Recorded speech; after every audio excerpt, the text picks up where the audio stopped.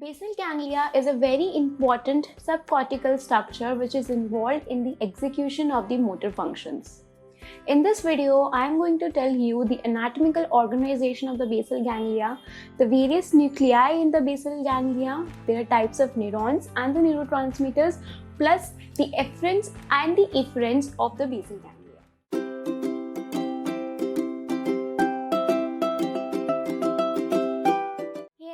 Welcome back to HM Learnings. I am Harshita, the creator of HM Learnings, where students come to clear their concept and to get the study material. Make sure that you have subscribed my channel. You can also follow HM Learnings on Facebook, Instagram and Twitter for daily updates. We have also uploading all our slides on the website known as SlideShare. You can easily download and clip our slides from that website. Due to some technical issues, some of the video slides are not uploaded yet on the SlideShare, but we will upload them soon, and we'll also share the link of each video slides in the description box of that video. So now we will be talking about a very important topic repeatedly asked in the Viva as well as in a written exam as a long answer question, that is the basal ganglia. So basal ganglia is one of the subcortical structure, and this slide is showing the anatomical organization of the basal ganglia. And you have to remember that in the motor function we have motor cortex as well, we have cerebellum also, and we have basal ganglia also. So what happens that students tend to confuse, and actually you can say they confused between the motor actions of the basal ganglia, cerebellum and the cerebral cortex, but all these three structures, they have a very unique role in the motor function. So that is why I'm making different videos in the parts, so that you can understand that basal ganglia, what is the role of the basal ganglia in the motor function. So in this video, part 1 of this video, we are going to talk about just the introduction of the basal ganglia, the anatomy, the structure, the neurons and the neurotransmitters released by them, and the reentrant loops. In the coming video, we will talk about the direct, indirect and the hyperdirect pathways, the balance between these pathways, and what is the role of the basal ganglia in the motor function, and how these pathways help the basal ganglia to execute the motor functions, to select appropriate action. So that we will do in the next video.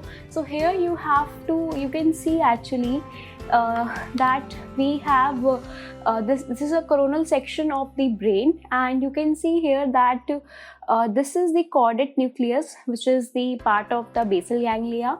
Another nucleus which is a part of basal ganglia is a putamen. So you have to remember that basal ganglia is not a single structure.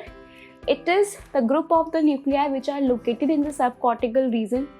Basically they are situated in the deeper sides of the brain, deeper region of the brain, and this is not only the one nuclei, they are basically group of the nuclei which are interconnected with each other by the help of the tracts. So caudate and putamen, they are together called as a striatum because they did the same function. They are going to be the input nuclei. So I will be talking about what is input nuclei in the coming slides. Then you have globus pallidus, which has internal segment and the external segment. These are all the parts of the basal ganglia, and then we have the subthalamic nucleus as well here, just below the thalamus, and the substantia nigra below the subthalamic nucleus. So by this you can now have an idea that the structure of the basal ganglia consists of several interconnected nuclei in the forebrain, diencephalon and the midbrain. These include the striatum, which is basically a collective term used to describe caudate, putamen and nucleus accumbens, which is also called as a ventral striatum. These all three structures are called together as a striatum. Subthalamic nucleus, substantia nigra, which has two parts, pars compacta and pars reticularis. Basically they are divided into two parts because of the cellular organization in this structure. Globus pallidum has the internal and the external segment.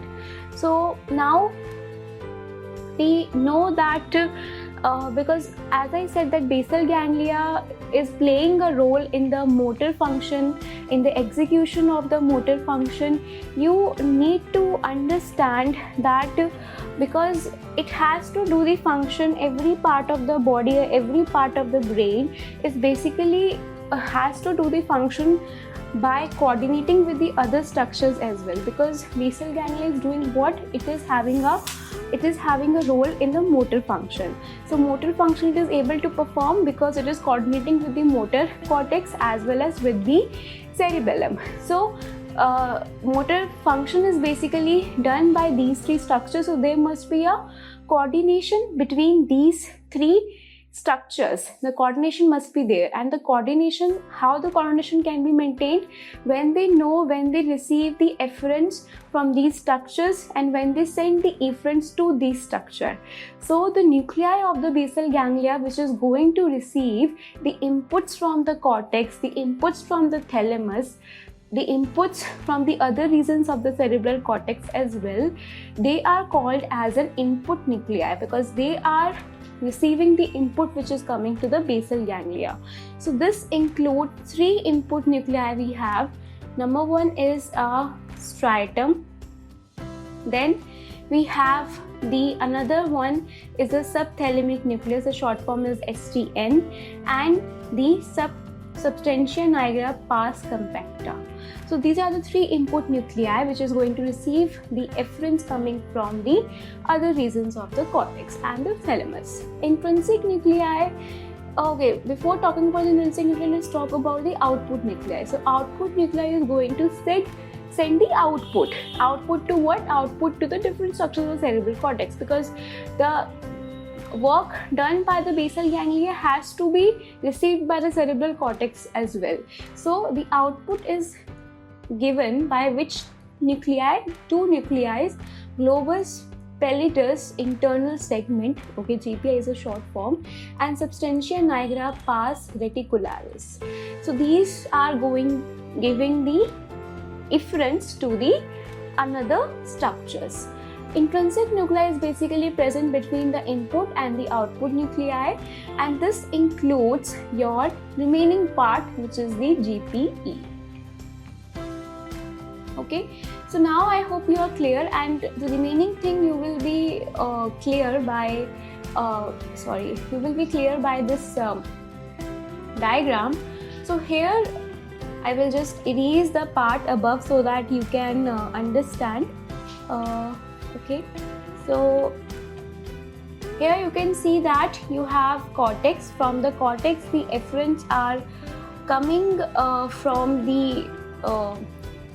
from the cortex to the input nuclei, which is the striatum. Okay, and the substantia nigra pars compacta is also the input nuclei, but it is not shown there. Okay, subthalamic nucleus, the inputs are also coming from cortex to subthalamic nucleus, not shown in the diagram. This is very simple diagram. If I add that, okay, coming to this, and coming to this. Okay, and GPE is the intrinsic nuclei. Then output nuclei are, these two nuclei are the output nuclei sending their outputs to thalamus and the cortex. So don't worry if you don't have a clear picture of this diagram. We will be talking about direct pathway and the indirect pathway in the next video. So from where it will become crystal clear for you that what is input, what is output, what is the intrinsic nuclei. So now the next thing is that what are the types of the neurons and nuclei of these basal ganglia. So striatum has basically 4 types of the neurons, and principally the major type of the neurons are the GABAergic neuron, and some are cholinergic A-spiny neurons, some are GABAergic A-spiny neurons, and some are somatostatin A-spiny interneurons. So if you don't remember that much, you have to remember that GABAergic neurons are the main type of the neurons which are present in the striatum. Substantia nigra pars compacta basically has a dopaminergic neurons, and reticularis has the GABAergic neurons. Globus pallidus internal and the external both have the GABAergic neuron, and the only part of the basal ganglia is the subthalamic nucleus, which has the glutaminergic neuron. So this part you have to remember. This slide must be there in on your tips, because when you're going to talk about direct and indirect pathway, if you know this thing only, then you can plot the direct and the indirect pathway. So in this diagram you can see that I will just erase what I have drawn in order to have the clarity. Okay, so here you can see that the glutamatic projection is given in the in the red color. So the inputs which are coming from the cortex, always remember they will be always excitatory. Okay, then the striatum is having 90% of the neurons which are GABAergic, and these are basically the projection neurons. So they are going to the output nuclei. So these are basically GABAergic neurons. The globus pallidus external is also sending the GABAergic neurons. Internal is also sending the GABAergic neurons. Compacta has the dopaminergic neurons, and your subthalamic nucleus is having the glutaminergic neurons. So this you need to remember very, very clearly. Okay, so now the next thing is that efferents and the efferents, because as I said that the structure has to coordinate, this basal ganglia has to coordinate with the other structures of the cerebral cortex, because the main function of the basal ganglia is actually action selection. So for selecting any action, the basal ganglia has to know everything. It has to know the motor state, sensory state, limbic state, that is the emotional state, cognitive state. So that is why it is going to form the loops with all these parts of the cerebral cortex. So you can see that the efferents, okay, I will write down here, the efferents are basically coming from two regions. Okay, cerebral cortex. In the cerebral cortex, various regions from where the efferents are coming: prefrontal cortex, motor cortex, sensory motor area, okay, associative areas, and the thalamus. So you can see here, actually, if I can use a laser pointer, so here you can see that the inputs are coming. How they are coming, that the inputs are basically coming, this is the line which is showing that the inputs are coming to basal ganglia from the cerebral cortex. Now the efferents, they can go to the two regions, they either go to the brainstem or they go to the cerebral cortex, but we are the relay in the thalamus. So efferents are what? You can say efferents are going to which region? They are going to thalamus. Basically they go to the cortex via relay in the thalamus. Okay, cortex via thalamus, and they go to the brainstem. Okay, so by this the basal ganglia is going to influence the activity of the cortex as well as the brainstem nuclei. Now I have used this term reentrant loop. What does that mean, reentrant loop? You can say that the efferents are coming from the cerebral cortex and the efferents are then going back to cortex. So that is why there is a loop which is becoming the reentrant loop. So what is being transmitted to the basal ganglia by the cerebral cortex? It is being refined by the basal ganglia. Then the basal ganglia send the input back to cortex that I have decided this thing to do. So cerebral cortex is then again receiving the information that basal ganglia has done this function. Now cerebral cortex will send the inputs to the spinal cord, as well as again it will send back to the basal ganglia. So that is why you can say there is a reentrant loop which is found. Apart from this, you can say from the cerebral cortex the impulses are also going to the cerebellum, and from the cerebellum we are relaying the thalamus, they will go to the cerebral cortex. So this is also a reentrant loop. This is also a reentrant loop between the cerebral cortex and the basal ganglia. So that is what the meaning of reentrant loop. So I hope with this you are clear with the introductory part of the basal ganglia. Short video about the introduction only.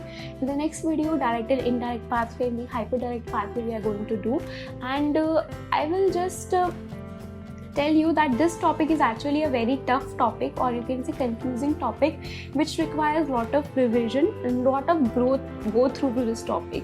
Only then you have a grip on this topic. Don't think that just watching one time or just revising one time you will have a good understanding of this topic. It will take time because it is a confusing topic. And main thing is that if you are going to read the higher textbooks like the Candle and the Square, in that the concept has been given, but even though much more research is required still to clear the basal ganglia, so that is why those books are also not very clear about the concept. But as in UG, as a PG, we will have sufficient information still there to have a concept regarding the basal ganglia. So if you like this video, please like, share and comment. Please let me know in the comment section what video you want by me to make for you. And please share the channel, please subscribe to the channel, and till then, keep learning.